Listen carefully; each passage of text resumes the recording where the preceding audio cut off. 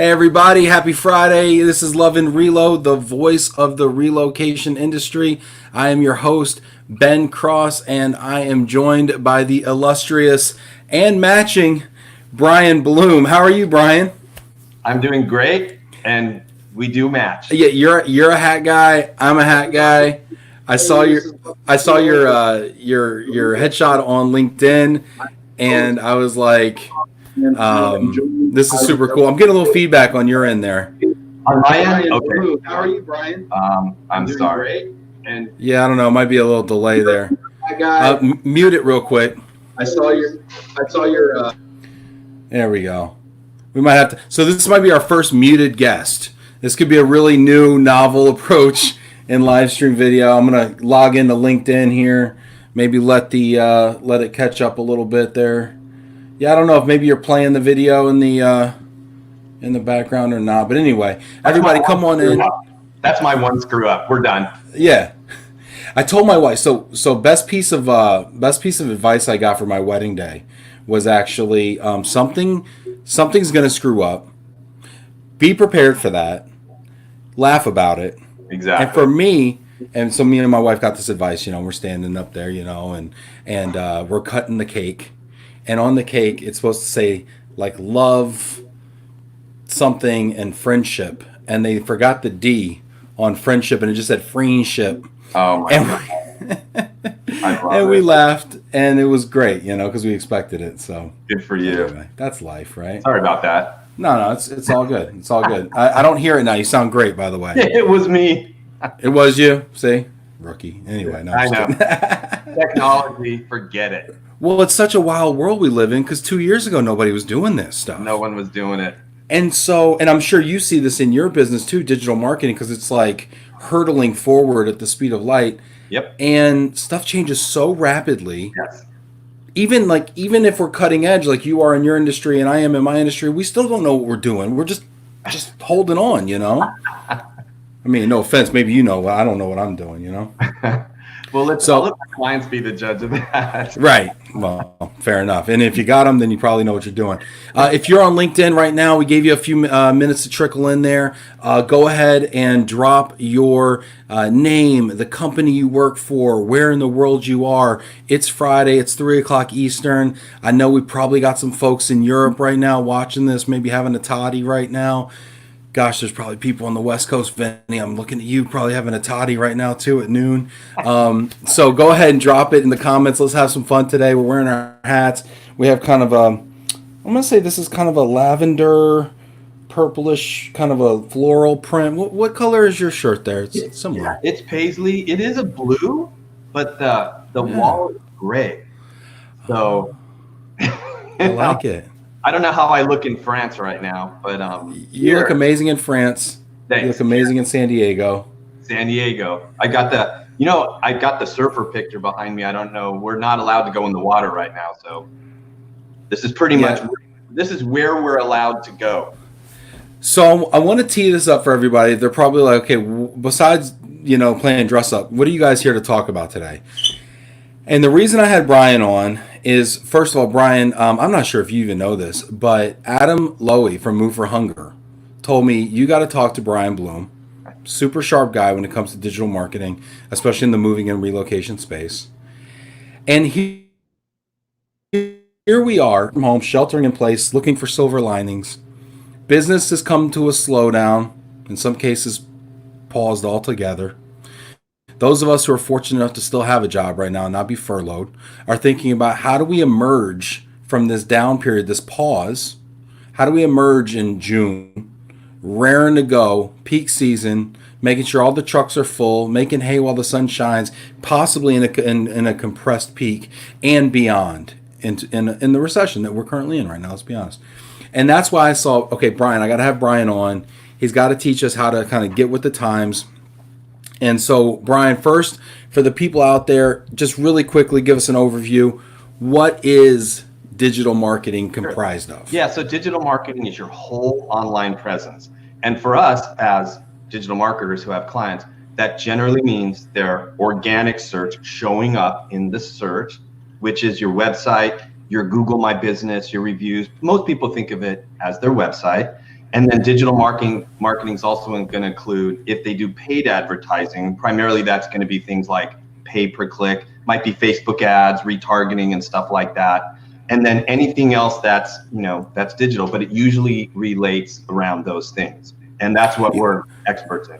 You've mentioned a couple things that may not be intuitive for people, right? Okay. First, Google My Business. What is that? Yeah, so that's something, if we have time, we can talk somewhat about. Okay. Super important for movers. And a lot of times what we would hear, Ben, is people would say, do I show up in the map pack? That's what they're used to.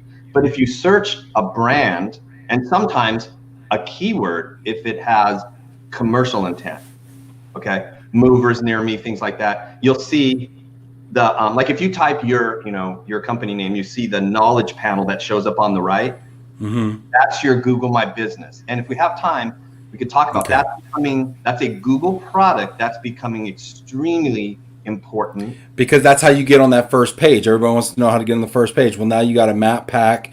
There's other packs now. Yeah. And it almost seems like page one is dominated by packs. Yes, depending on the search. So there, just as you know, as we talk, because you and I haven't spoken before, there's a lot of confusion out there. There's a lot of myths, and there's a lot of things that change. And I'll try my best, because we have movers and relocation professionals on here. So it doesn't matter if you're a relocation company, auto transport, attorney, all of this will still relate, but we're going to kind of keep it more towards the moving industry. So the map pack is a big piece. It's also the Yelp killer. Oh, and you said Yelp too, the Y word. The Y word is so We can talk about that as well. We have a lot of great strategies for people out there. Gosh, I don't know where to begin, because I want to talk about Yelp. I want to talk about obviously how to get us clicks and leads. I want to talk about what impact has COVID-19 had on this search game, because I think a lot of people think it hasn't had any impact. But am I wrong there? Why don't we start with that? Because I do have some metrics. So we have clients all over the United States, all are movers, right? And I don't know if everyone knows my background, but real quick, 2002 to 2013, I had a moving company in San Diego. Is it okay just to explain my background? Yeah. Really quick, give us a background. Yeah. So even before my real background, I was at UC San Diego, biochemistry and economics major. Got a graduate degree from Berkeley in business. I've been involved in lots of different businesses. The most relevant here would be 2002 to 13. I owned a moving company in San Diego. I started from scratch. By the time we sold, this is through the whole internet's new, yellow pages are dying, and we dominated. Actually, sold to Republic Moving in San Diego. Amazing company. Bill Lovejoy, yeah, sure. Bill, they're an awesome group. Awesome. Yeah. And anyway, used to go to the Wheaton conferences, because as a mover, we went from local moves to international, had a hauling fleet, military. We did it all. We were pretty big. I think we were definitely the largest local mover in San Diego, about 3,000 moves a year. And I would go to the Wheaton conferences. We were a Wheaton Beacons agent, great van line. And everyone would ask me, how are you dominating? Can you do our SEO? But I couldn't, Ben. It's like you, that I had to come back, get the guys out. We had moves going on, all that kind of stuff. So fast forward, here's where we are. So I'm someone who our entire team understands moving. We'll talk about why that's important. This is what we do. So we have clients all over the US. So we have data. It's like being in a, I studied organic chemistry in the lab. So our lab is all the different movers. So we're watching their analytics, right? From Boston to New York to LA, it doesn't matter. And what we're seeing so far is pleasantly surprising. We have not seen traffic dropping, first of all, in search. I expect it will. I mean, it's kind of amazing to me. We have had some movers that they tell us they're kind of slowing down. But as far as the search volume and the leads, we're not seeing a huge drop. Now, I think what's going to happen is you've got, as you can imagine, guys that are scared, guys that are pulling back. We have new customers that we're adding. So we're just anyway, as far as the metrics go, we are not yet seeing it across. So right now, COVID-19 has not really impacted demand for residential relocation services. I wouldn't say residential moving. Exactly. I think what I was saying, I think it's starting to, and we're kind of seeing that. Okay. So we have someone who does an expert that manages all our clients' pay-per-click campaigns. Justin, he's amazing, and that's all he does. And we spoke yesterday, and it's down about 9 to 10% volume for clicks. Okay. Got it. Organic really hasn't dropped. So I think right now talking about really deep in the numbers, I anticipate it'll drop somewhat. But then all that's going to mean is pent up demand. So we're not really worried unless this thing goes, 3 months, then all bets are off. That's what's going on in the metrics, and that's across all the US. And I want to give some shout outs to some people that are checking in right now. I want to honor those people that are coming out and leaving one. And if you haven't already, I see you guys out there on LinkedIn right now. Drop your name. Let me know your company. Let me know where you're at. Tell me if you love my hat or Bryan's hat. Feel free to vote. It is a democracy. But also, this is your opportunity to get free digital marketing advice from an expert. I always love bringing experts on. I always love getting you guys to give your advice away for free that you would normally charge for. So I love doing that for people. So if you're watching this right now, what's that? We love you. That makes me feel nice. Thank you. You're doing a good job. I'm serious. I've been watching for a while, and I'm really honored to be on, and it's fun. And it is to give back to the community, which we're trying to do, and give them. Yeah. This is about giving people some really actionable things they can learn. Yeah, for sure. And I've got my super producer Janet Turner in the background right now. So if you leave a question, she's going to be watching. She's going to put it in there and then queue it up for me. Okay. So even if you leave a question on LinkedIn, it'll still appear on the screen. So please go ahead and do that. This is all about a dialogue. So hey, real Ben, quick, on the COVID issue, if I may, throw something out. Right when this happened, all our clients got their sites updated. So as you can imagine, with a lot of clients, when we do something, we do it for everyone, because it typically what works in Boston is going to work in DC, Philly. It doesn't really matter. So right away, we figured out what movers should put. We updated their site like most people have now with things like that. But we had people ask us, hey, should we try and do some SEO around our movers open and stuff? And we thought about it and said, you know what? It's going to be hard to the search volume is probably not going to be huge for a specific place. Let's, as a company, make a blog post, which we did. We went live on March 22nd. We took a lot of time to understand how to optimize it. And it was going after the terms like our movers shut down during COVID and stuff like that. Just to let you know, and if you search our movers shut down during COVID, we're probably still ranking first or second, along with lots of keywords. You'll see our site. Since March 22nd, guess how many people have visited that post? Just take a guess. 1,000. 31,000. 31,000. That's insane, right? So that's a lot. So what are people thinking about? So 31,000, it ranks number one almost right away across lots of keywords. I mean, it's what we do. The other thing that you love about this, Ben, is, and if someone goes to the page, you'll see it. It usually ranks number one for like our movers, essential services, but it'll bounce around because there's a lot going on there. 31,000 views, 78 countries traffic from, 982 shares on Facebook. We've gotten all kinds of backlinks from it. But here's the other part that's really cool. What we decided to do is we took some of our customers, because we know that about 30% of the traffic on there, because there's a poll on there, 30% of the people coming in are looking to move. They don't even have a move scheduled. So we said, hey, what if we say, here's our preferred movers, will they go? We've sent 715 leads to our customers from this. So wow, 715 leads, and these are organic. This is organic traffic, free, which converts. So for those of you who don't know, converts probably double, triple. So these are people that said they're looking for a mover. They're looking to move during this crisis. Our movers open. Hey, we'll send them to some of our movers. So it was kind of like a good thing in a bad situation. Have any of you in the relocation industry, RMCs, temp housing, immigration, anything like that, had any success with similar blog posts? I'd love to hear. I'd love to hear you check in on that one. Let's go real quick and see who's checking in with us. Tony Balmer, CEO, Old Gray Tiger Moving, New Jersey. Appreciate you. Hosea Botley at Aversal Global Relocation. Love the hats. Appreciate you. Appreciate you, Hosea. Game Recognized Game. Casey Myers. Hi, Ben. Hi, Bryan. Long time no see. Hi, Casey. Hey, Casey. Cool. Let's see who else we got here. Salam Malakam from Dubai. Awesome. Shout out to Sean Wood. Yeah. I love it. Danny Herskowitz, Elliot Scott, watching from New Jersey. Great hats. Appreciate you. Sandra Clary from sunny Alexandria, Virginia. This is the most sartorial web stream around. What is sartorial? It's a word I don't. It means clothing. You know, just feeling really jiggy over here with the haberdashery. That's all. You know. All right, Michelle Wallace, Coldwell Banker, checking in from Rogers.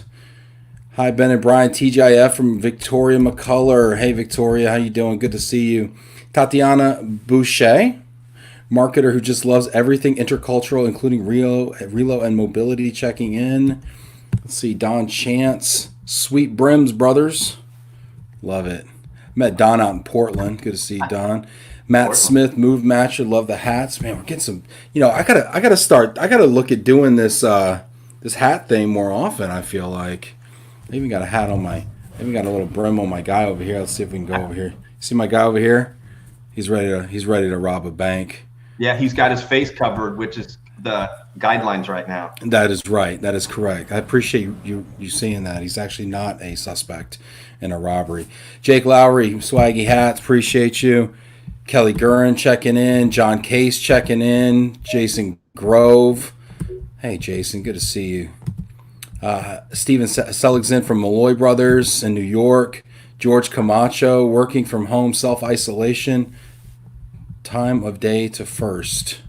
All right. So getting back into some topics here, and leave your questions. I also appreciate those. And let's see, we just real quick on the Facebook, Jason Rollins. Hey, thank you, appreciate it. My dad, love the hat with the electronic ears.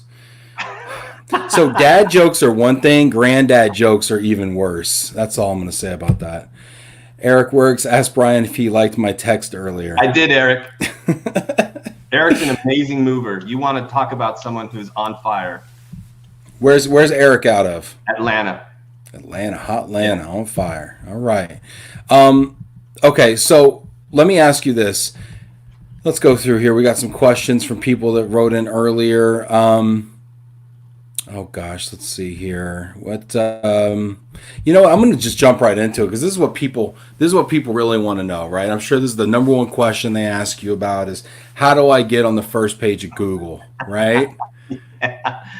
Yeah, and there's an answer. And by the way, this will relate to anyone who's listening. I mean, our clients are movers, but it really doesn't matter if you're a real estate agent, corporate relocation, third party, it really doesn't matter. So this is the part where we talked before, Ben. There's a couple of concepts that are so important that you understand. The first is, well, okay, I'll tell you exactly how Google decides. So if you think about it, right, every day, and then we can go from there. But I think the two main concepts is what specifically does Google look for? And then let's talk about the timeline, and that'll relate to no matter what kind of business you're in. And for movers, that's the postcard concept. So first, Google has 200 ranking factors. All of them are backed by different algorithms and different patents. So there's a 190-page document Google provides, you can read, and it tells you how they rank. Now, that it's actually a document that you can get. A 190-page document? No, yes, and there's 200 ranking factors, but ultimately all those relate to, remember, we want to talk about how to think about this. So everything that happens in the offline world, Google does better on the online world. So here's what I mean. There's three main things. This is what we do for our clients. And if you don't do these, and this takes into account all those ranking factors, and they made this acronym called EAT. It's expertise, authority, and trust. So if you want, we'll talk about each of those for a second, and they'll make total sense when I explain them. Okay. Because this will dispel a lot of the crap a lot of people hear about. I'll just hire this guy in India for $500 and he's going to do this, or we'll keyword stuff. Right. No? Right. Because I think a lot of people take that approach, right? They're like, hey, I'm just going to go check the box with the cheapest provider I can do. And so expertise, authority, and trust. And what's interesting about this is these are tenets and key pillars that people have been building for decades. Yes. Right. When they talk about how do I go to market, right? This is stuff as a business to business salesperson who's not even in the Google game, right? These are things I'm trying to establish with all of my clients: expertise, authority, and trust. Thank you for saying that, because really one of the biggest breakthroughs someone can get with trying to understand why we're one of the reasons we're so good at this, and why, you know, we kind of have an advantage, frankly, and I'll brag a little because we have the metrics to back it up, but it really relates back to, and then also, why does it take so long? Can't I just do this? Can I buy backlinks? Right. So expertise, do you want to talk about each? They're so important. Yeah, I mean, just give me the real quick. I mean, yeah. So expertise is the thing that takes the least amount of time. That's the content. So what's the actual, we're kind of going really 30,000 foot. What's on your website? What's on your Google My Business? So does it answer the searcher's question? So think about Google. Why would they put someone on the first page, regardless of what else you have, if it didn't satisfy the answer? Now you can say, how do I get a job if I don't have experience? That's another question, but Google has ways to tell, and I could explain some of them. Like, did you actually read the whole page? Did you go somewhere? There's all kinds of metrics, but well, and I think I'm gonna stop here too, because I'm gonna take your expertise, which is like vast, and I'm gonna kind of boil it and dumb it down a little bit here, because people don't realize that a lot of times people don't search mover, they search how much does a moving company charge, or they search, are moving companies shut down during coronavirus, or they search how much does the average move cost. They search these questions now, right? They're not just searching mover. You know, it's not like the old days. I feel like where it's like Yellow Pages, like I'm going to flip to mover and then kind of, you know, go down alphabetically. You're asking the internet questions. Yes. And then the internet gives you answers. Yes. And in that answer may or may not be a company. Yes. And Google has the difficult issue, but they have 25 years and trillions of dollars of research into it. You are not going to fool Google. What you want to do, everything they do is kind of in plain sight. What you want to do is do what they are asking you to do. And they're asking you to do expertise, authority, and trust. So expertise is basically the concept. When someone comes, and I could give you, after I'll give you some searches, people can search live and we show samples, but expertise is the content. Does it answer the question? The next two are why it takes a long time when we work with someone, and we see it every time when we work with them, they start to gain keywords, and then over time, when they get authority and trust, those keywords move down to the first page. Because what's going on for Google is every day there's new content, every day there's existing content that people adjust. I mean, look, if you see your page move from 1st to 8th position, what are you going to do? You're going to try and write it better. And then there's new content and old content. So the second thing is authority. So think about that this way. On the offline world, who's an authority? So let's say a guy, I just got out of college and I wrote the best expertise, best article ever written on how to do brain surgery. I mean, like really well, it's really organized. Yeah. And the guy over here who he's not socially is inept or whatever, but he's a known brain surgeon, writes a kind of not really easy to understand, maybe not complete article on brain surgery. Who do you think Google's going to rank? They should rank the surgeon who's been doing it for 20 years, even though he can't write well. He's got authority. You're not going to authority. So you might say, okay, that's great, but movers aren't brain surgeons, relocation companies. Well, it's not brain surgery.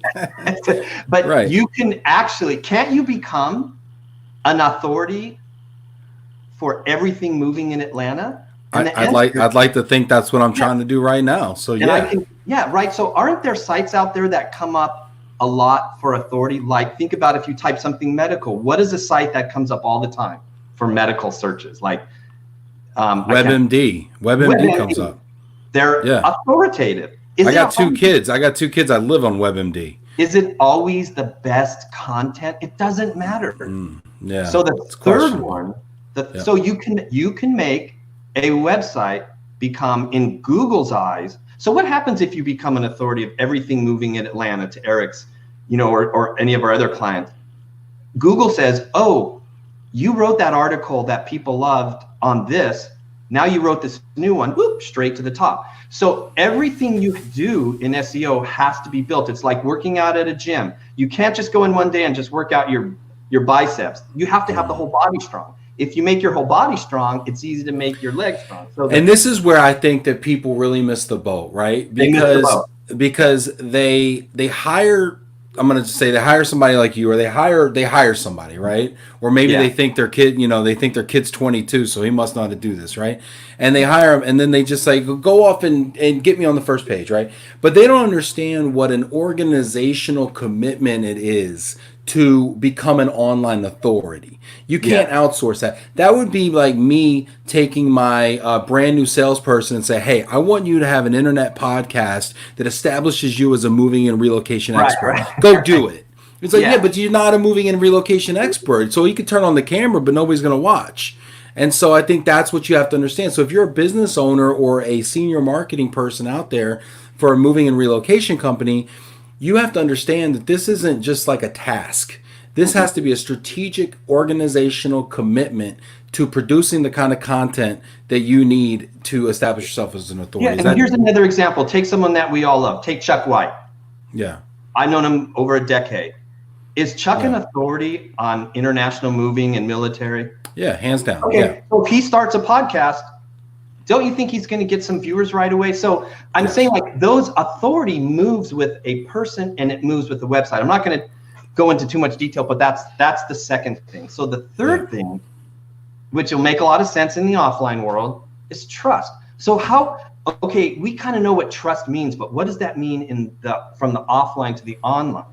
So think about a website that, not a medical one, but I mean, you're going to think of it like when you search, what's a website that comes up first for almost anything? Comes up first for almost anything. It's the knowledge base of everything. I mean, gosh, I don't know. Quora, I like Quora a lot, Wikipedia, thank you. So let me ask you this. Do people trust Wikipedia? So is Wikipedia really write the best content? No. They don't. But people do trust it. So people like Wikipedia is a joke because like people are like, oh, if it's on Wikipedia, that's not a real source. Our college professor taught us that. But the truth is, but people do read Wikipedia and they do trust it. Yes. So it lacks authority, but it has the best trust of any website. So if you think about what we do with our clients is we have amazing expertise, our content, add that to building the authority and building the trust.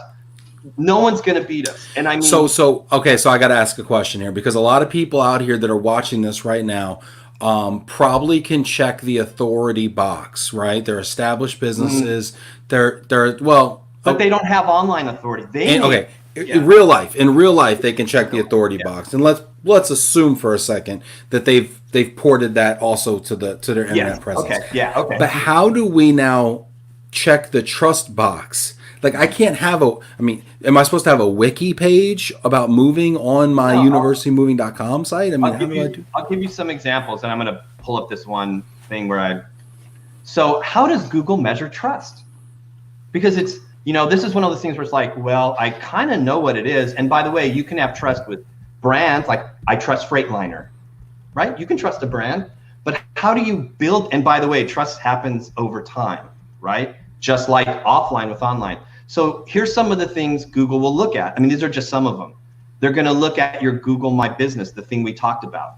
They're going to look at your reviews, social signals, right? If someone else who's really important says you should trust University Moving, that's a trust factor, right? That doesn't mean you're an authority, it's a trust factor. So they're going to look at who's voting, okay? And they're going to look at backlinks, citations, and there's a lot of confusion around backlinks, but there are indicators Google sees happen, and Google looks for patterns. Google doesn't just look one time, they're looking for patterns. So they can measure your trust growing. So those are the kinds of things without getting too detailed, but you build those things. And authority, there's ways to build authority too. So EAT, right? Give us that acronym again. I know it's I forgot my E already. I'm getting hungry. Expertise, which is mainly the content and everything related to it. Authority and trust. Because they're kind of similar concepts, so it's interesting to understand the difference there. And I'm gonna try to restate that, and I want you to tell me if I've got it or not. Okay. You don't got it. I'm kidding. I'm just kidding. So I mean, I probably don't, but I'm trying to get it. Okay. So expertise is the quality of my blog posts, let's say my content, right? Your content, yeah. Authority is how well established my business is online. Kind of, yeah. Okay. Think about authority in the offline world. Right. They're the IBM, right? The IBM of moving, right? Like, they've been around forever. Doctor is a doctor and authority on medical stuff more than a guy just walking down the street. Whose opinion weighs more? Okay. And then I'm gonna jump off on that. And then trust, that I get because that's online reviews. Okay, makes sense. Now you said authority. This is very, very, very important to me. Okay. A doctor gets his MD, her MD, right? Goes to school, or she's a surgeon, boom, she's authority, right? A moving company, we're licensed. Many of us own trucks. We have warehouses. You see where I'm going already with this. No, keep yet we struggle to win online, and instead we have a lot of air quotes moving companies who are winning the game, the digital marketing game, who don't even own trucks, who may or may not even be licensed, who may have been ABC company today, and tomorrow they're going to be DEF company, and then in 6 months they're going to be GHI company. Yeah, you're perfectly. And we play whack-a-mole with these companies all the time, and then they get bad reviews, trust, and then they go away, and then they come back up. Hey, we're Sunflower Moving and Storage. And then you ask them for a picture of their truck, and they send you a little picture of a sunflower on the side of a white truck they saw on Craigslist. So my point is, how is Google addressing this problem? Yeah, so here's the way to think about it. What you just said may be really true about a particular company. Google doesn't know that. Google doesn't know it. So here's what generally happens in a service company. Doesn't matter, for movers for sure, but for a lot of the other people listening. If you were the authority, you would have all the answers, right? That's different than trust. Okay. Authority has all the answers. Hang on a sec. Let me explain it, and then I'll let you ask about it, because this is a concept that is I'm listening. Okay. It's simple, but it's not easy to do. We do it, but it's not easy to do. And then it takes time. So if you were what does an authority always have? They have the answers. They have the knowledge. Now, in some cases, you go into a doctor's office, you see the degree, and you're like, oh, I get it. Where's your degree online for a moving company? You have all the answers. So what are all the answers? You said it before.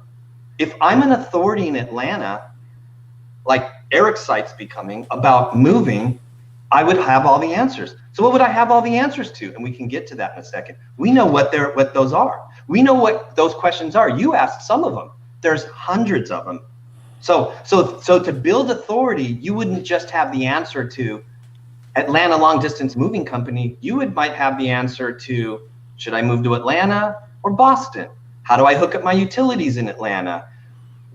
Trust me, we'll get to that in a second. That's the postcard concept. I think we should throw it out there. Everything relates, and there's not that many more concepts, but the authority would have the answers, and not just the answers, right, Ben? They would be high expertise. Well, and that's what I'm thinking. That's the expertise box, right? So I got confused because the E is separate from the A, but you're saying the E influences the A. They work all together. Think about an athlete, right? Muscles, health, nutrition. You have to have all of it. I can't just go to the gym and then go eat pizza and beer. You have to have all of it. Right. Yeah, that doesn't work. Yeah. So tell me about you mentioned the postcard concept. Tell me about the postcard concept. I've also seen some stuff about the apple orchard concept. Tell me about these concepts. Yeah, okay. The apple orchard concept comes from Lillian, if she's listening, and it was a brilliant analogy. That when we talk about pay-per-click, it's very helpful. But let me just give you the postcard concepts. I'm going to actually get the slide in front of me because it's easier. So Yeah. Talk to me. there's a lot of movers, I was included, that even when I was dominating digitally, that does well with postcards. And there's a reason for it. Generally, you get like a 0.5 to 2% turnover. I mean, they still work. Let's face it. They still work. I know it. They do. Do they work? I do it. We do it. Yeah, Why? we do it. Tell me why in this digital world you still do postcards. You tell me. The timing is fantastic. The targeting is legit. So I can go on to Realtor or Zillow or whatever, right? I can search for $400,000 and up houses, right? In markets within 5 miles of my moving and storage warehouse.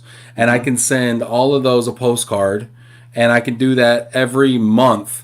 And it takes, a few hours a week, and it's downtime because, I mean, let's face it, my guys are out 8, 10 appointments a week, maybe. Right. So then they knock out all these postcards. And then the affluent buyer loves the personal touch. They love it. And a lot of times they're let's be honest, maybe they're an older customer. I mean, you own a $500,000 house. It's probably not a starter home, right? So you love the hearkening back to the handwritten note. There's trust with a handwritten note. There's something about, hey, if I can see this person's penmanship, I think I know something about this person, right? Yeah. So there's all these aspects that we love about postcards. And then what do you do with what's on the postcard that you think someone chooses your postcard? Because let's face it, they get a lot of postcards and they work. Yeah. Is there something? Yeah. For me, you know what, This is part of my greater strategy. But for me, the picture on the front doesn't matter so much. Okay. I find that faces of people work great. If I can actually literally have my face, I mean, what do realtors do, right? Yeah. They're all 100% self-generated sphere of influence people, right? So I always look at realtors for marketing, right? But on the back, what I find is important is it's handwritten. Okay. So you can't replicate that easily. That's not, Amazon's not going to all of a sudden, come into my market and crush me in the postcard game because they're sending out handwritten postcards. It's never going to happen, right? And so it's handwritten. It includes a personal guarantee from me saying, I want to help you. Here's what I can do. It includes my phone number, my cell phone number. It includes a personal message, a thank you. And I try to connect with them and show them how much I care about them. I mean, to me, it's the back of the postcard that sells it, but I don't know. Okay. And they work, right? I mean, let's face it, we just talked to another potential client that's in upstate New York, amazing company, 150,000 postcards a year.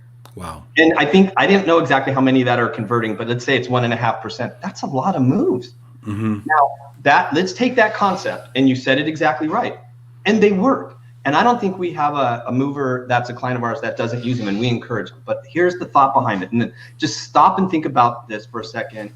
And this is also one of the reasons why we're so successful with our clients in understanding moving. So, right, because you could have another SEO company. We're not the only guys out there. I think we're the best. And but where does the knowledge in moving also help us? And by the way, Ben, you and I know for any search, if you're not on the first page and hopefully in the top 3, you don't matter. So if we write content and have expertise that makes it to 11th position out of 11 million searches, that's pretty good, but it's not going to get you clicks. So that having been said, the postcard comes at a particular part in the journey.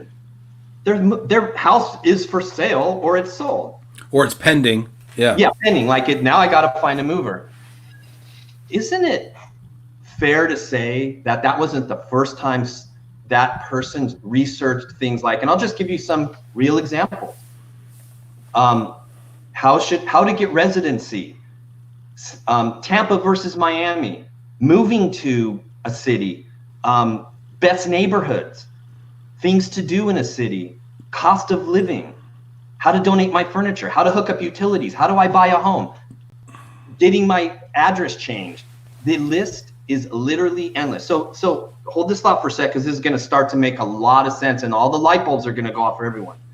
Postcards work because they have intent. They're going to need a mover. Right. Okay. They're well timed for sure. What if your website, what if you could sit next to someone who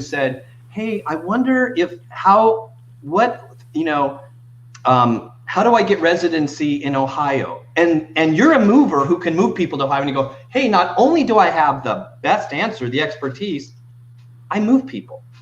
So think about having the ability for that same person to get 30 postcards in front of them, or the chance to get, like we have movers with over 5,000 keywords easily. That's 5,000 postcard opportunities. So you know what? So I want to riff on that real quick, because there's a lot of folks watching this that might be DSPs. DSPs mean destination service providers, right? Right. Which is basically a relocation service, for those of you who don't know, that basically take folks around. Maybe they take them to the DMV to help them get a driver's license. Maybe they take them to the Social Security office. Maybe they'll give them area tours or help them find, what neighborhood to live in or whatever, right? Yeah. They basically, they're their concierge and help them get settled in and find stuff. You can reach out to DSPs in your area and ask them, what do people need to know? What are they asking you for help with? And then you could even take those conversations and turn those into content pieces that people need, And so, I mean, that's just an idea that ties together relocation and moving.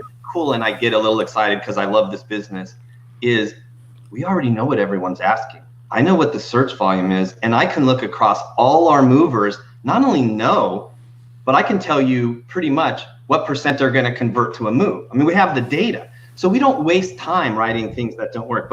And by the way, Eric just put a note on. Eric's amazing.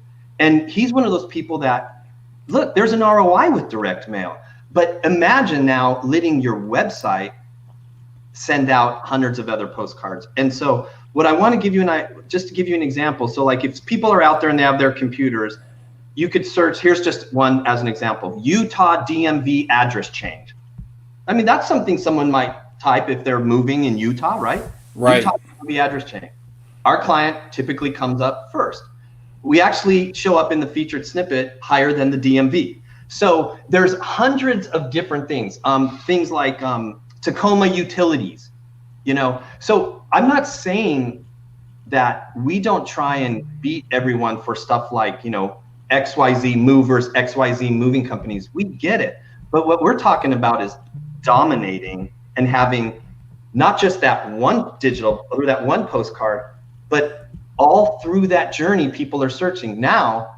And that's what we do, right? So the volume's going up and the intent is there. Now they land on your site. What do they see? They get the content, and the site says, download this list, reach out to me. And that's another piece we could talk about, which is the journey is get found, click. Now I'm on the website. How do I get them to do something? So is the postcard concept make sense? It's like what you're doing is you're taking that same idea of why postcards work, and in front of people you don't even know, you're getting your postcard up there, your website. Hundreds.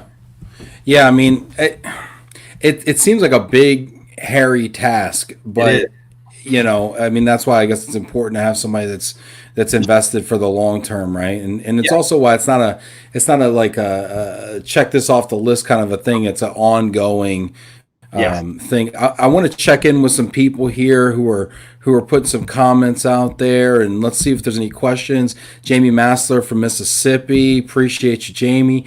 Marina Rudder, looking at the same video. That's us. Hey, appreciate y'all. Rory Ramirez from Many Moves, Old Faithful, appreciate you, Rory. Little side convo there. Bryan Justice from JK Moving, love the hats and summer shirts. Thanks, Justice. Thanks, appreciate you. JK Moving. Yeah. Simon Johns from the UK, happy Friday. I know Simon's a Tanqueray guy, so take it easy there, Simon, right? Let's see. Question Jay Burnham from Movegistics Software here in Michigan was asking, what was that search that you were ranking for again? You were talking about in the beginning of the show. Oh, yeah. So like it was a COVID search, wasn't it? Yeah. COVID-19 search. By the way, we're now like second and third for some of these because this is a post that's a lot of new stuff's coming up, so we have to tweak it. But I think we were like our movers shut down. Here, I'll tell you exactly. I think I even had it up over here. Our movers shut down during COVID. That's being searched a lot. And we were ranking first, sometimes second. Another one is like our movers essential services, stuff like around that, if that helps. Yeah. Good, Yeah. good to know. Yeah. Michelle Wallace checking in from Fayetteville. Paul Seymour, this Paul's a bright guy. I'm not sure if you know Paul or not, but he's from Bristol Global Mobility, and he's also a tech forward kind of guy. He says, "Hey, that's my tagline. At least it isn't brain surgery; it's just relocation." No, thank you. He's right. Paul, if you're watching this, you got to come on the show, man. We got to talk about some things. Mobility companies there's no reason anyone, I know we're in the moving, but all of the things related, it's the same concept of the postcard, right? Mobility customers, it doesn't matter what they do. There is a journey, and trust me, there are things people search. And that first part of the journey is way bigger than just everyone's fighting over these keywords over here. And so are we get them. But I hope that makes sense. That's a concept that most people don't understand. It's very valuable. Jamie says, all clients love handwritten messages. It shows you took a few minutes to spend on them, and it is sincere. Jamie, I agree with you. And you know what? I got my first huge client in relocation from a postcard. I actually, here's a plug for Worldwide ERC. I was, exhibiting at Worldwide ERC. I think it was my first or second conference. I bought the show list, and we did a postcard campaign to all of the other attendees. I know you've all done it before, but I actually landed Cardis with a postcard. Wow. Yeah. My call to action was sick. My value props were off the chain, and my offering was unique. It happened, and it turned into a $4 million, $5 million account for me. Anyway, yeah. So postcards. Just as a note, I wanted to come back to something you said. I loved what you said, that they would call you because your face was on the postcard, and that we can kind of chuckle about that. But I want another thing to understand about digital marketing. The third piece, now someone's on your website or they have the postcard in front of you. What's the feeling that they get? And this is something I think we're experts on as well. We have the data, we've experimented, we know what works. So here's how it works.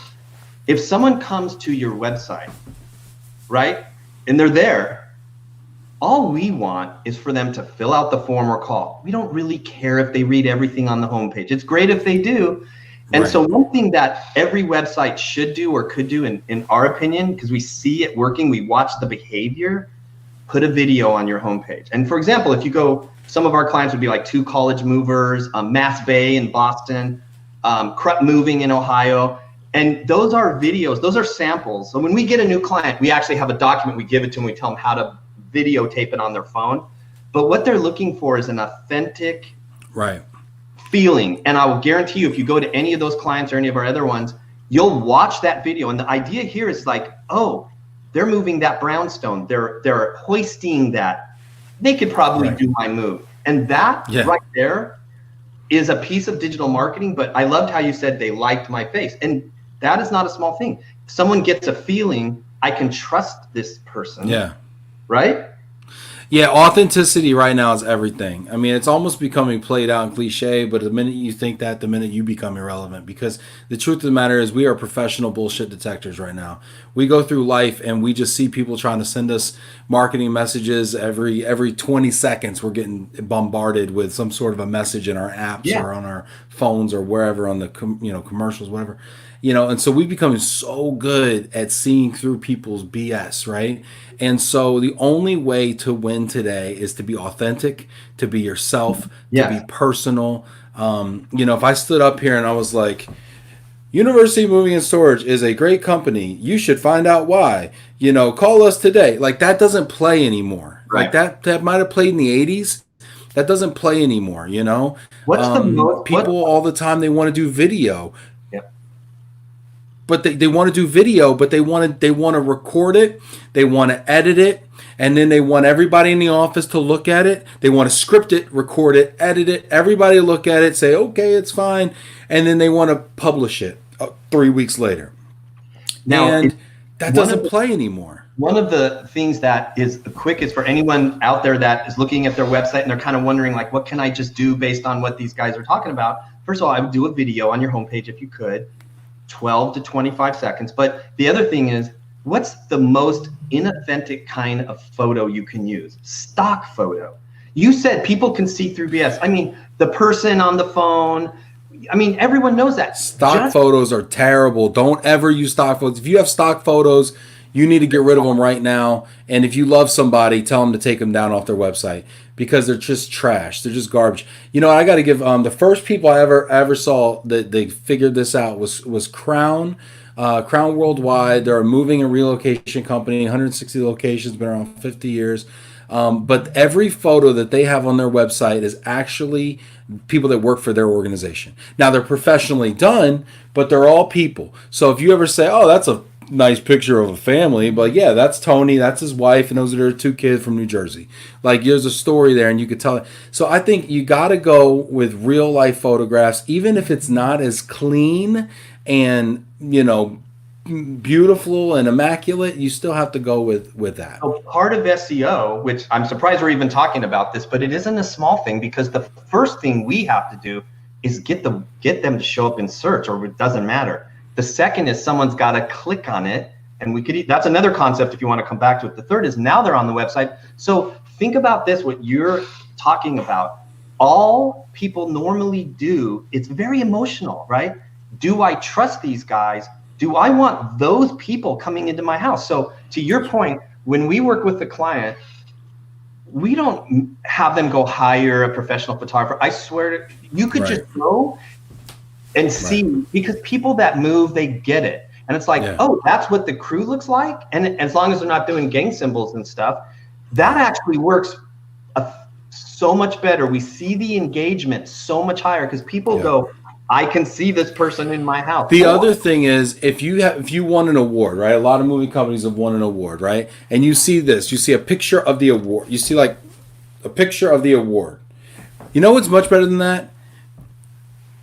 Us holding the award, right? Me and my team holding the award, you know? Like that plays, you know, so much better because you have faces, you know? I have so many questions, so many comments coming in here. I want to make sure we kind of touch them all. Super practical stuff too, you know, instead of 2 guys in fancy shirts yelling at each other. Okay, here. So I got Jay over here, Jay Burnham. Again, a moving guy, kind of hosts a moving academy, I think, as well in Michigan. How do you target with Facebook ads? Is this something you do, Bryan? Well, Joe, I wished I had a better answer, and I'm going to refer you to someone, but we do retargeting, which means we follow people around. That's part of our pay-per-click. We don't really do Facebook ads in our agency. We post to Facebook, and we get amazing engagement because remember the content, the expertise we write. So I'm going to answer his question, but I'm going to say first, the content we write is actually good content, and it's shareable. So we post for all our movers, we'll post it on their Facebook, and then we see things happen. Like they'll get backlinks, real estate agents will like it and stuff. But we don't specifically do that. And frankly, Eric Works, I see him on the thing, he works with a company that he may recommend them, and they do a really good job at it. So it's a very specific expertise that we just decided we're not going to be the ones to try and figure it out. Yeah, I would love to do more Facebook. I'd love to do Instagram ads. It's really hard to do. I would love to master that. And I think, you know what I've actually done? I've actually started searching on Facebook for people who have just closed on their house. Or bought their first home, because people and realtors love posting pictures, like saying, hey, we just, closed with the Smith family from their first house, here in Royal Oak, Michigan. It's like, oh, hey, well, love to help you out, move you, I have another one for you. Okay. So forget Facebook, Yelp. We talked about Yelp earlier. Okay. Yelp is the scourge of any small business owner who sells direct to residential consumer clients. Give us some advice on Yelp. Okay. So I hope you don't mind. Because I don't want to forget this. So first of all, F Yelp, I swear to God, as a mover, it drove mover search marketing. All of our reviews went into the filter. So what I'm going to explain is that over the years, and if anybody hasn't seen $1 Billion Bully yet on, I think it's Netflix, go watch $1 Billion Bully to see how manipulative Yelp reviews can be. But go ahead. What I'm going to do is first of all say that the good news with Yelp is Google is going to kick their butt over time and Yelp is going to be less important. There's lots of reasons for that I could explain to you, but just trust me. Put more of your time into Google. However, that being said, I'm going to give you some actual tips, so get your pencil. And then we're going to put this into a blog post so everyone can read it. I promise you, we know how to help you get all your reviews showing, most of your reviews showing up not in the filter, and then over time even the ones in the filter will start to come out. This is all going to make sense. So we need about 5 minutes for this. Yeah, we got 5 minutes. And then Bryan, any of this content that you have right here, go ahead and link to it in the Love and Relo page on Facebook. Okay, to drive people to more of this content. And if you're watching this, please, if you haven't already, like and subscribe on Facebook. Go there right now, search Love and Relo, hit like. That will follow it, and that will also allow you to know when we're going live, because LinkedIn doesn't always produce the alerts. Go ahead, Bryan. Tell us about it. I'm going to skip right to how to get reviews in Yelp to stick. Okay. And forget all the other stuff, like literally 8 pages of stuff that you're going to want to know. When we get the post done, I'll share it. Okay. A lot of people wonder the following things.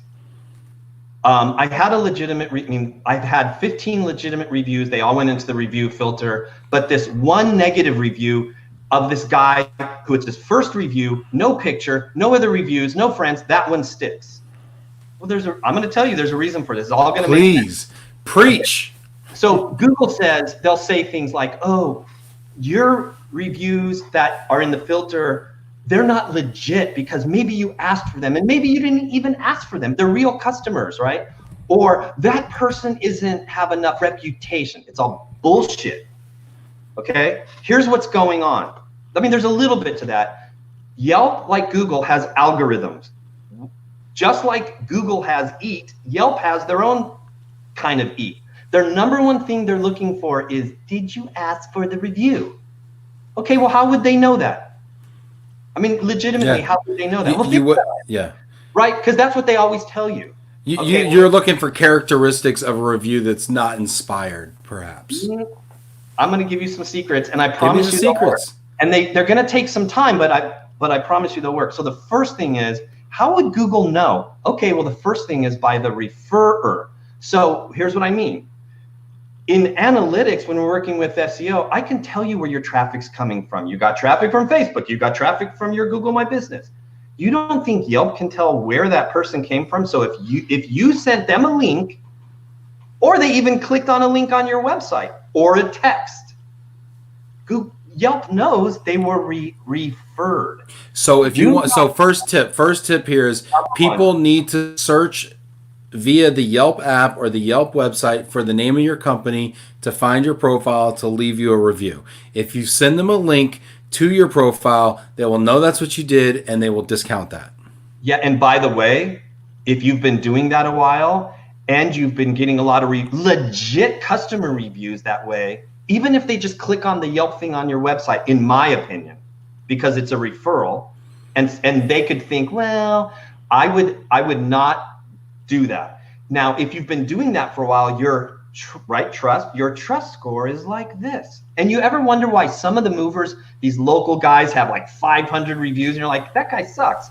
This is why. The guys that dominate Yelp in my market have Penske trucks and U-Hauls, and it's like 2 dudes load your truck. That's literally their business model. And they have 100 5-star reviews. Trust me, they know what I'm explaining to them. Very, very, very first thing. So you might be like, well, how? They can't read my mind. So how would they know? So there's lots of ways you could get the info to them. And I'm going to give you an example, because we did this.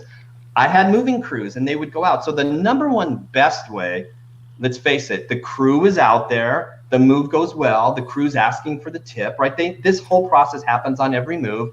Or you follow up. Like if you send a follow-up email, were you happy, unhappy? That's legit, but don't ask them for a review with a link, right? So what you want to do, the best way would be the crew just says, were you happy, blah, blah, blah, Mr. Smith. Yes, we were happy. Hey, we get, then fill in whatever you do operationally. We get spiffed. It really helps us. Wow, you were happy. Like if they say they were unhappy, don't continue. But if they were happy, are you a Yelper? do you Yelp, right? So you just find out. And the key is to ask them if they're a Yelper, because if it's their first review on Yelp, that's also likely to get scrubbed. So if they have multiple reviews, or they're checking the app frequently because they go to restaurants and they always like to know, what the best Thai food is, then that's fine. But if it's their first time they ever download the app and the first day they leave a review, if they don't subsequently use the app, after that, then that will become scrubbed. That's mostly true, but it also, I can guarantee you, if you look at your Yelp reviews or anyone else's, you're going to find positive and negative reviews where they don't even have, it's their first review, they have no friends, and you're like, why is this sitting here? And that's because it's fine. Like the thing is, first of all, so just follow me with this, it cannot be a referral. It can't be from a text link. It can't be from. Okay, I'm with you. And also, don't forget, you want it mobile if you can. And here's why. Just like Google knows where you are, so does Yelp. So if I'm logged into Yelp on my phone, because I'm just looking at restaurants and stuff, and it knows. Now this, by the way, I didn't read this. We put this together over the years, but I'm pretty sure this is what they do. Because if you're logged in, they can see where you are if you're allowing your location. But nevertheless, I did a move, say in Atlanta, and now I'm in my house. They see my IP address. It's an Atlanta mover, and I'm logged into the app. Does that seem more legit, right? So now I'm there. And so what the crew does is say, would you mind doing the review right now? No. So what else makes it seem, to your word, authentic? How about a photo with the review of crew members or the truck or the house or whatever, right? And then mention the crew names. For some reason, when you mention a person that Yelp has seen more than once, I mean, once again, remember eat. So think about eat for Yelp. So you want a photo. The photo is going to be geotagged. I'm in Atlanta. All right, I'm going to write these down for people that are watching. I'm just making notes here as you talk. So literally the guide, and I'll make it into a blog in the next couple of days. Okay. But you want mobile. You'd prefer that they're on their app as opposed to desktop. So more reviews make it off of the phone than desktop. Okay, but desktop is fine as well.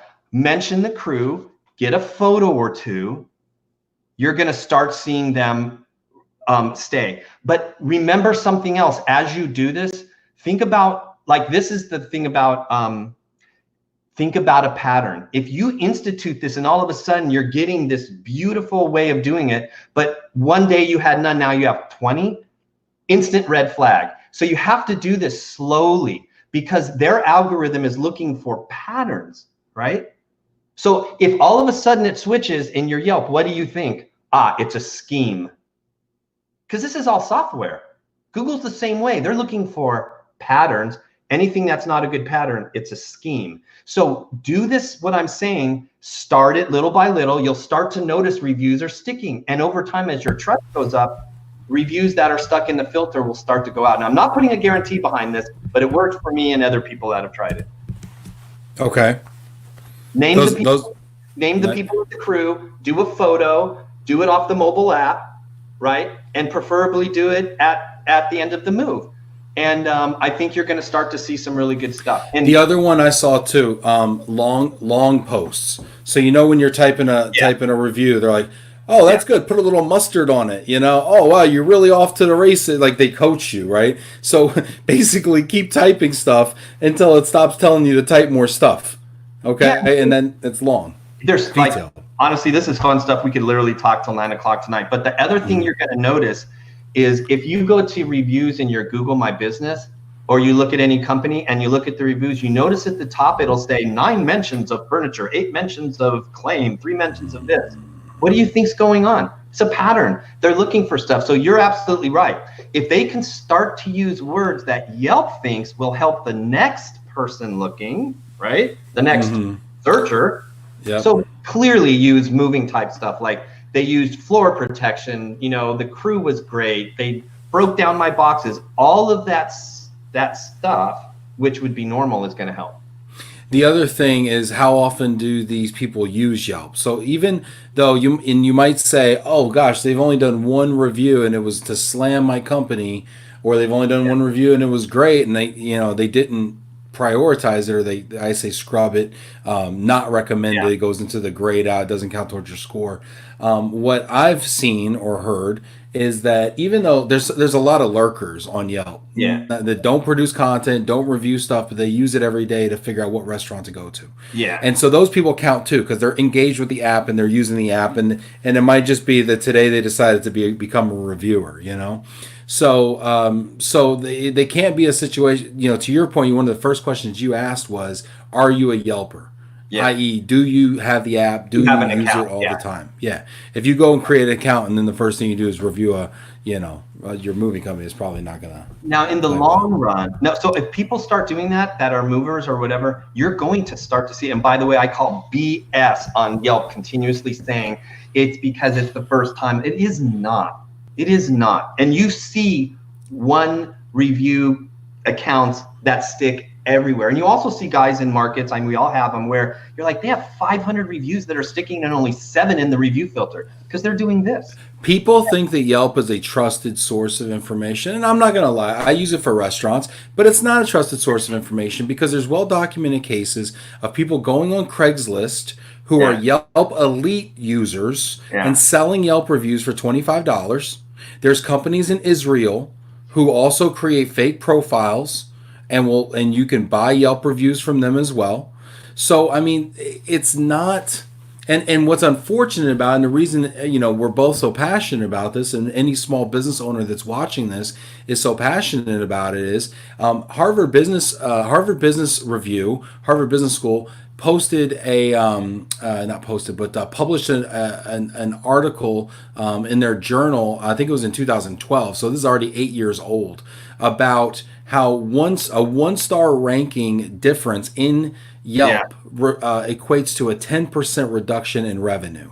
So if you have a 1-star, you're operating at about 60% of the revenue that you could have been operating at. And I would even submit to you that it's greater now than it was when that study first came out. The other thing you need to understand too is that because of Google and Apple have a beef, Google reviews are not sourced for Apple Maps. Yelp reviews are sourced for Apple Maps. So a lot of people, and this again is key with restaurants more so than moving companies, but if, for instance, somebody wanted to find your business and they open up the map to find the closest restaurant, muffler repair shop, whatever, to where they were currently standing at the time, and they put in muffler repair, then it would sort based on Yelp, based on distance and Yelp score. And then the reviews that you got are from Yelp. They're sourced from Yelp. So I agree with you, Bryan. Google reviews are going to be over time the winners here, By far. but Yelp reviews are unfortunately extremely important. They are. And just so you know, that the latest numbers, because we watched that, of Yelp growth of Yelp traffic is kind of like this. It's still going up a little, but not enough. Reviews on Google and searches on Google, like movers near me, pizza place near me, is going like this. So I'm telling you right now, just use some smart things for Yelp, but focus on Google. When we work with I know for a fact through different things that we do, that the trust factor that Google gives to Google reviews makes sense. It's their product, is way higher. Hey, do you want to talk about pay-per-click before we go? I don't know how much time we have. Yeah, let's do pay-per-click, because I'm gonna share with you my experience, okay? And we're gonna do a little counterpoint, okay? Yeah, go ahead. Because my experience with pay-per-click is I've always gotten my ass handed to me with pay-per-click. The keywords are super expensive. They're all being bought by online moving brokers who are on dialers, who are lowballing people, giving them phone quotes, whatever, and I just cannot compete. Yeah. Tell me why I'm wrong. Yeah, so there's a reason why we really don't have anyone who starts with us who stops doing pay-per-click, right? Because, you know, we produce an ROI. So the question is like, oh my God, it's so easy to start an account in pay-per-click and get it going, but how do I really make money with it? And believe me, it's tough, because Google, I mean, you don't need to hire us to do pay-per-click. You can start an account in 5 minutes and let it run. Yep. By the way, I just saw, I think Jeff Nadeau, I'll bring Jeff back up. Yeah, great company. You just want to talk about an amazing company. So I'm going to go to my notes, because I know we can't talk forever. A couple of things about pay-per-click that will be helpful for everyone. Okay, because you just believe me, your frustration is very similar. There's plenty of accounts we've taken over where they're spending $10,000 a month, and in the first month we just like 2,000 of it was waste. Okay, and pay-per-click is expensive. It's cheaper to buy leads from Billy, but they're crap, but they're cheaper, right? So sometimes you got to think about, am I trying to save money or make money? And if I'm trying to make money, I want to increase my ROI. I need to see an ROI. So once again, I'm trying to do things visually since we're not sharing screens, but we do have a huge advantage because we have a lot of experience and we already know things like, I'll give you an example. A couple of things. First of all, you want to use a landing page. So what do I mean by that? Yes. Don't send people to your homepage. It won't convert as well. And here's the reason. A landing page, we can have one page that all we want to do is they clicked on the ad and they go there. I don't want them to read a bunch of things. I just want them to give me to call me or give me a form fill. And the way they do that is they go there and they feel really good about doing that. We've spent, I'll brag, our landing pages convert, and then you just keep iterating them. Like we literally. What kind of conversion do you see? What's a target conversion for a landing page off of PPC? Yeah, so people will say, well, if you can convert, the percentages are all over the place. 5 to 12% would be great. We're in the low 20s to the 30s. Okay. Now. Okay, I'm with you so far. And then what is a PPC? What is a click cost right now for, let's say, moving? Yeah, and so I'm going to answer that, but I'm going to skip forward to one of the other ways you can really win at this as movers. Okay. Only movers will understand this, and anyone involved with moving. One of the best ways because when we work with someone, it's like, how much do you want to spend? I mean, budget is a thing, but it's like, well, they're trying to get an ROI, not right. That's really what it's about. So how do we do that? Because there's an incentive for them to spend more because we get paid based on their budget, but they're not going to stay with us unless they're making money. So in moving, I'll give you a good example. I'm here in San Diego. There's an area called Rancho Santa Fe. There's an area called La Jolla. There's an area called Del Mar. There's an area called Solana Beach. Sure. When we did moves there, they tended to be 2-day moves with full pack outs, 8 guys, 2 trucks, 12 grand. How much will you pay for that move versus a move that is a 1-bedroom studio? Same ad came up, right? Because it's in San Diego. So hold that thought for a sec. So let's say that a conversion, meaning not just the click, but the actual call, was $36.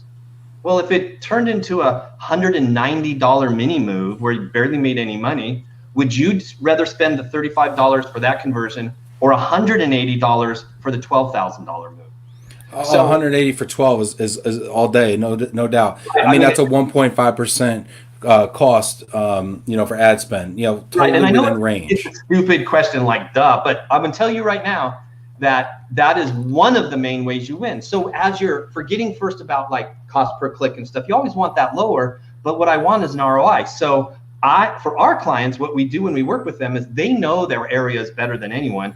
We target. I'd rather increase the bid, and most movers don't get this. They work with someone, they're spread out their campaign, they're talking about negative keywords like don't come up for aquarium mover. Someone wants to move my refrigerator. I get it. We do all that, but what you really want to do is you want to start ratcheting down. And I would do every move I could get in Rancho Santa Fe. Send me 15 of them for $200 each, right? So one of the main things you have to look at is how you geo target it. That is a huge portion of it. Now back to go ahead. I want you to answer first of all, Steve Whittekamp from California Moving Storage Association. Appreciate Steve. But so answer my question. So moving, right? Let's use San Diego, right? Sunny San Diego, affluent area. How much does moving cost in San Diego? Yeah, and by the way, Justin, gentleman who works for us, if you ever want to have the expert on and pay-per-click who's literally in the accounts every day, it would be. I thought I had the expert on, Brian. I'm just kidding. He works for us, but we talk all the time. I'll take my hat off to Justin. Yeah. He's amazing. So when you work with us, if you do pay-per-click, yes, we all work together, but generally when we've talked, you're talking about $8 to $15 a click.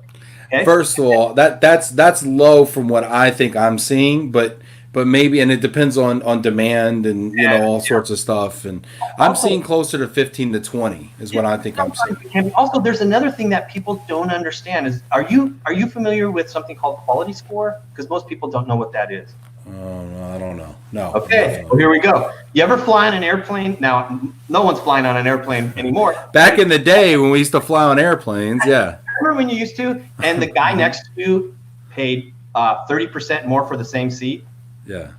Okay, Yeah. Google has something called quality score. We're paying different than everyone else for the same click. Now, why? Why would Google do that? Because you're a better provider, which offers a better experience for their customers. You're getting this. So just like search has an EAT, believe it or not, they won't just sell the ad to the highest bidder. They want, because if they just sold to the highest bidder and it was a crappy result, people will stop losing, they will stop trusting it. So yeah, but you know what, Bryan, though, man, I gotta say, I don't know about that, because when I look at Moving and I look at the top three, the 3-pack at the top for the ads, some pretty questionable buyers up there. You got aggregators like. One of the ways you can reduce, I'm not talking about a 30% drop, but your quality score affects. So if we have an account that's 10 grand a month and our quality score is higher, right away they might be saving 12%. The other piece of it is most people, one of the other big mistakes they make versus not targeting the geos and then understanding. And by the way, you can drill down into age groups. We have areas where we run out of the money we're spending, so we don't just target the area. We know that the 18 to 24s don't call, so maybe we go 40 and up. So this has been my experience with PPC. Okay, so my experience is the AdWords are, I'm going to say $15 to $20 an ad. And I'm going to say $20 a click for Moving. Yeah. Which might be high, but it's a nice round number. So say I spend $20 for Moving in the off-peak season, which is when I need moves, and to fill in the troughs, because I don't need moves in the summer. But let's say I'm running one in January and there's not a lot of ads, not a lot of inventory, and so I'm spending $20 for the word Moving, right? So now it hits my site, and I don't have a landing page for it, and it hits my site, and I get maybe a 10% conversion on that. So it takes 10 $20 leads to produce a form fill. So now I'm $200 in, and I've got a form fill. Now I convert 80% of form fills to appointments in the home, which means that for every 5 that I have, I'm converting 4 of those to appointments. Okay, so what did I say? I said $200 to get a form fill, and then for 5 form fills, I'm seeing 4 people. So for $1,000, I'm seeing 4 customers. So I'm $250 by the time I get in the house. That's real expensive. Okay. Yeah, no shit. Wait for it.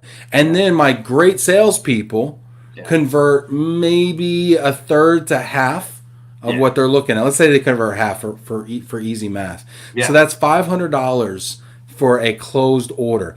Now, if I'm spending $500 for that $12,000 La Jolla, move you described earlier, I'm cool with it. If I'm spending $500 for a 4-hour mini that cost me that revenue's $450 on, I'm not cool with it. What I look at is needing to be in the target range of about $200 to $250 cost per booked move for a long distance move. If I'm doing that, I'll spend money on that program all day long. It hasn't worked for me. You did what most people don't even do, which you added the part. Forgetting about that, those numbers are really high. We would get fired. I mean, even for the $12,000. That's what happened to most of my PPC campaign managers. Is they got, no offense. There's no reason it would have to cost that much. But each piece of the chain, right? We want the higher quality score. We want the landing page. We want to target it. And then we want to work. We always work on getting the cost down. Don't get me wrong. So I'm just going to go off some numbers I've kind of heard, and I apologize if they're not exactly right. But we see things like on a conversion, 20 to like say $75. It just depends. And also, we don't always go after the broad keyword like moving always. Okay. Sometimes, depending on the season and where we are, we might only look for, once again, Justin knows this so much better, but we kind of tweak it down to certain things that might have a geo in it. Like if I'm in Atlanta, maybe they put in, maybe their IP shows where they are and they search for a particular thing in that. Also, negative keywords are huge. Most accounts lose 10 to 20% on things that will never convert. So what happens is moving up in the workplace, it's like, okay, so we had a client once that when we took over their account, they actually paid over $150 where people were searching on how to sue movers. Right. Aquarium movers. I mean, because movers was a broad moving truck rental. Oh my God, you have no idea. So we start out with a list, like the spreadsheet that over the years and many movers, it's like the minute you start, there's what are called negative keywords, meaning if this comes up, don't show the ad. So, we just, it's experience, it's, the ability to see across all the cities, testing things. So, but that's the concept. You can win at pay-per-click, but the place to use it isn't to do what Billy's doing, just throwing stuff out. Use your head and target where you want to be, and then get those, right? Yeah.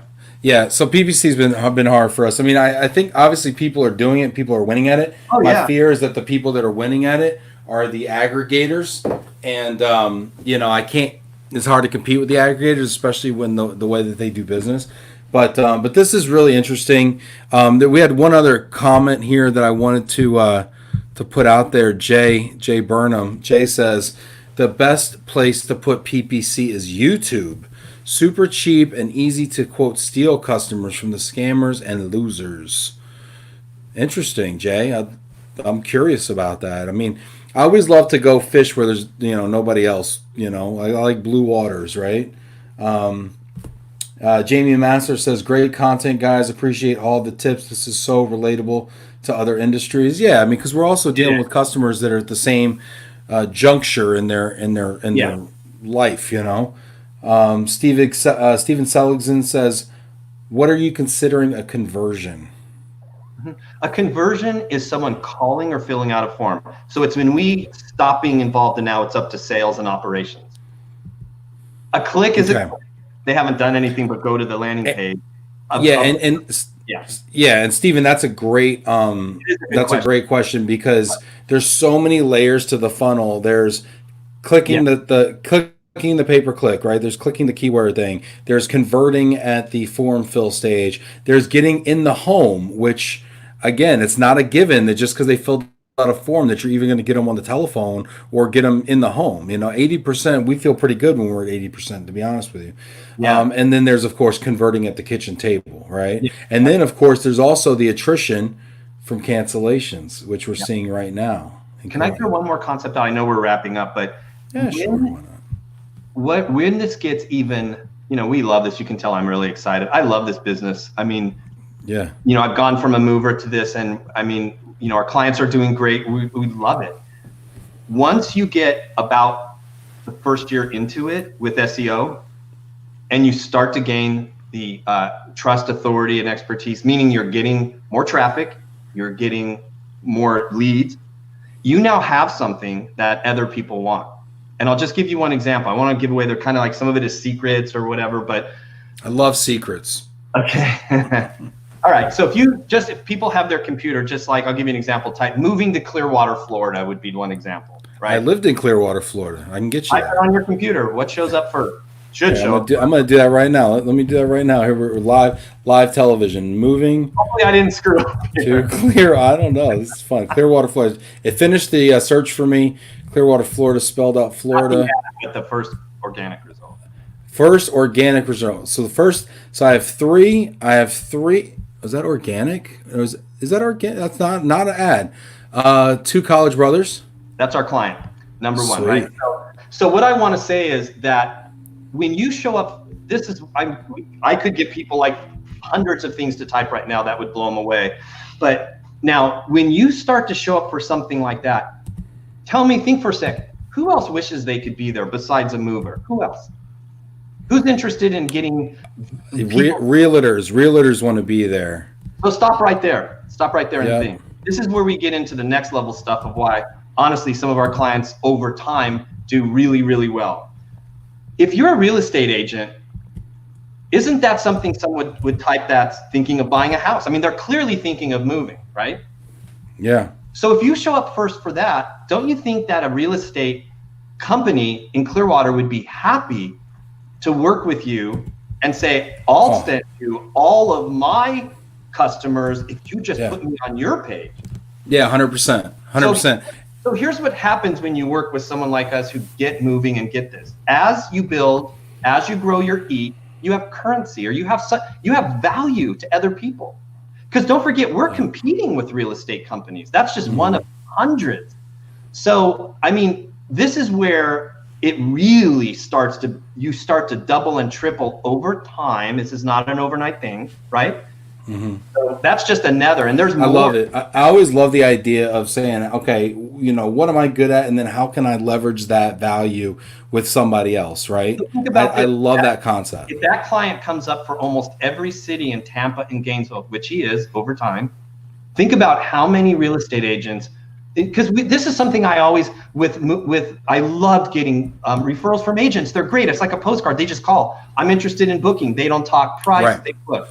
They converted like 70%. I think word of mouth referrals convert about 70%. Right, but this gets back to the nothing is free. It doesn't happen overnight. So it's easy. You can imagine that post brings him maybe 1,000 views a month. So if you're a real estate agent and you say, I'll show you 1,000 times a month, all you've got to do is make all of your agents say, this is the company we're working. I mean, seems like it makes sense, right? Yeah. Now, I went from just begging for business to someone wanting to give me business. So there's a lot of things that, and this isn't just for movers, but this is kind of like second level stuff. It works. It doesn't matter where we are. Like DeWitt could use this in Hawaii. It doesn't matter, right? What you're in. Once you start to get the traffic, people want to ride your wave. And then what's going to happen? People are going to link to that, which further makes it better. Right. We didn't even talk about that. And you can link to them too, you know. So anyway, right? I know we could talk forever. It's fun stuff. This is great. If I don't think anybody has any other questions, very interesting. These are some of the comments. A lot of hats, a lot of hat props going around, which I appreciate you so much. These hats don't grow on trees. Maybe they once did. I don't know. But so I appreciate y'all bringing that up. Bryan, this has been a trove of information. I always love when experts will come on and just open their brain for an hour and a half, take questions. You've been gracious with your time, your knowledge. Is there anything else you want to leave people with, or final word? No, thanks for having me on. I mean, these are our peeps. I know this is a tough time. We've been really lucky. You know, our customers stay with us. We continue to grow them. You should make digital marketing a part of what you do. And, you know, we want to help everyone. That's why we do these shows. It's really fun. Thanks for having me. Hey, it's been a pleasure, Bryan. Thanks so much. Have a great weekend, everybody. Love and reload. Take care. And shout out to Janet. Shout out to Janet Turner behind the scenes there. Super producer Janet, who's been keeping the comments flowing and in the banners. So we appreciate you all. Take care.